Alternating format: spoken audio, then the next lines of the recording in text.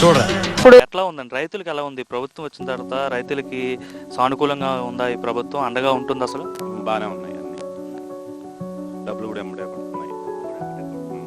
ఏంటంటే ఇప్పుడు మీకు పంటలు పండిస్తున్నారు కదా, నీళ్ళు వస్తున్నాయండి కాలువలు కూడా?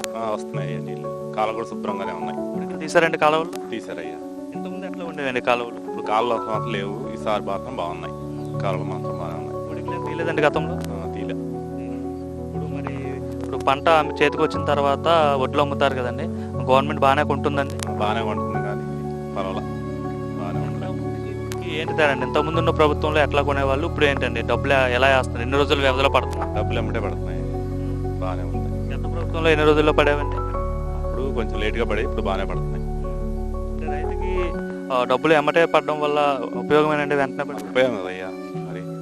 అంటే ఎటువంటి ఉపయోగం అండి? అంటే లేటుగా పడిన దానికి వెంటనే పడిన దానికి తేడా ఏంటండి? డబ్బులు తీసుకొచ్చి వడ్డీలు అవి కట్టిన దానికన్నా ఇది సుఖంగా ఉందిగా, ఎమ్మటే కట్టేసుకుంటున్నాం.